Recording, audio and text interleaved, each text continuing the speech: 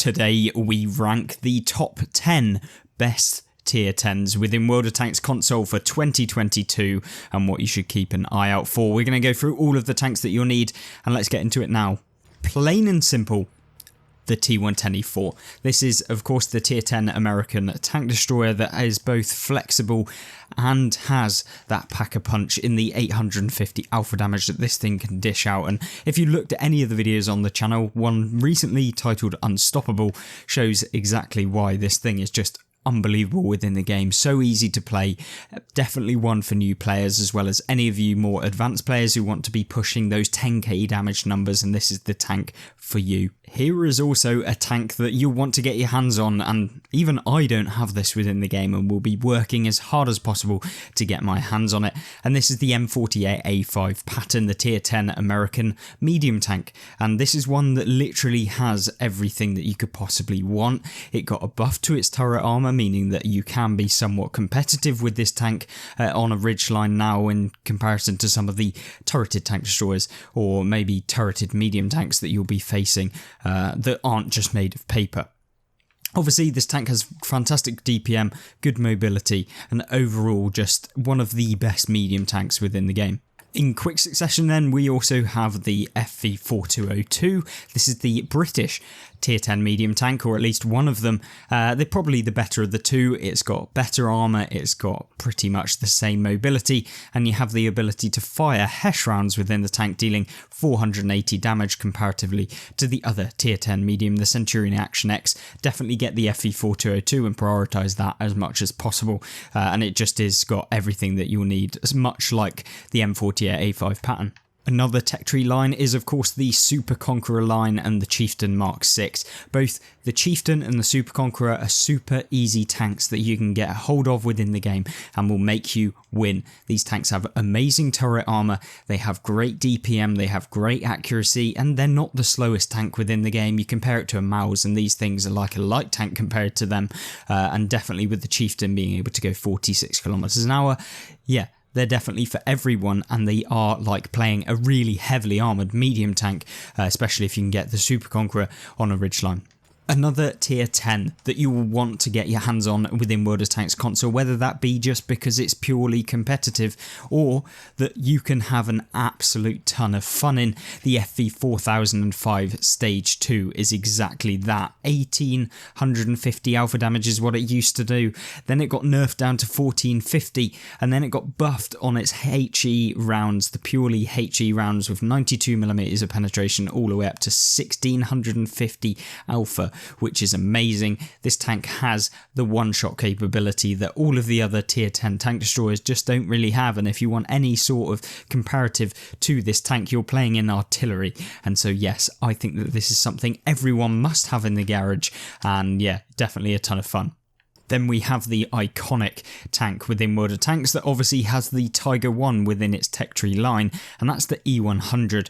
This is one of the nicest tanks to play if you're a beginner. I think that although the armour is somewhat not very good if people load premium, it gives you an idea as to how to use your armour correctly, and with the tank being pretty much an easy way of getting into the game, I think that this is a good one and good way to go. And the tank having 750 alpha damage as a heavy tank means that yeah, it's definitely one that I think rewards players for actually jumping into, and I think it's a great start for anyone that's beginning World of Tanks.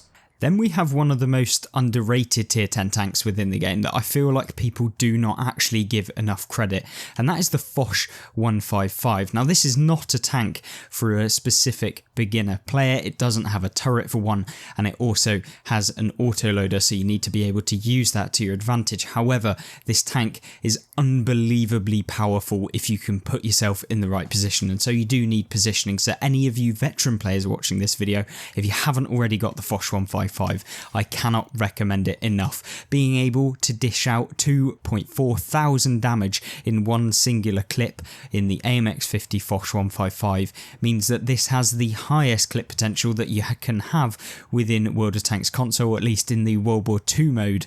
And so yeah, this thing is unbelievably good, especially when you consider that this thing is pretty stealthy and has good view range.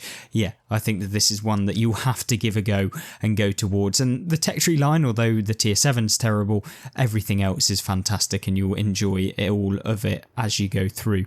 Then we have the IS-7, one of the tanks that I've featured recently on the channel, showcasing just how fast and how much of a light tank the IS-7 can be. It really is so much fun. It's really new player friendly. You can use this tank regardless of whether you've played, 1,000 games or whether you've played 50,000 games, you will still enjoy playing this tank, and that's because it has fantastic accuracy for a heavy tank. It's got high alpha damage, 490. You can go 72 kilometers an hour with this tank, and the armor model, if you get hold down, is superb. You're not really reliably getting penned at all in the turret, and the hull armor, although gets penned the majority of the time if anyone loads premium, can bounce a couple of rounds, and the side armor is really good as well. So the IS-7, definitely one I would recommend to all kinds of players within World of Tanks console. If you're interested in light tanks, then look no further than the T100 LT, the tier 10 Russian light tank, and this one is just superb. It is minuscule, super small, it has really good accuracy on the move with good dispersion values. It also has pretty okay damage. You also are super fast, and it really is one of those that you can spot opponents very easily, and you can just charge around the map with this tank. And yeah, definitely the best tier 10 light tank in my personal opinion on the game, and one that I will be really pushing towards getting myself on my main account on this game. Now, quite possibly one of my favourite tanks within World of Tanks console is the TVP T5051, or at least this entire tech tree line bar the TVP VTU, which is awful, is amazing. It has the auto-loading mechanic, which enables you to just pump out damage against a lot of the people. You can basically be your own support within the game, at least up to a point where, you can remove a decent chunk of the enemy's hit points. For example, with the TVP T5051, you have the ability to remove, I believe, 1240 actual damage off of the opponents that you would be facing, or 1280 alpha damage in total even. So yeah, definitely one of the ones that is just all round good mobility, good alpha damage when you combine the clip, and also really good view range, and just is so flexible in the game. And if you are a skilled player and you haven't already got the TVP T5051 within World of Tanks World 2022, then you need to get it this year, and you won't regret it, I promise you.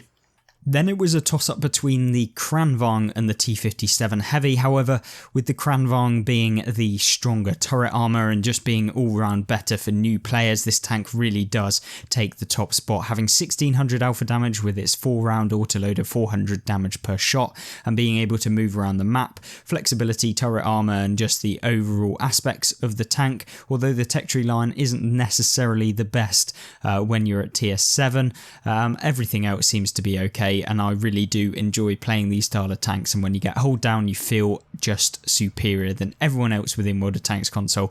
And so yes, I do think the Kranvagn is probably the better auto-loading tier 10 that you can get within World of Tanks.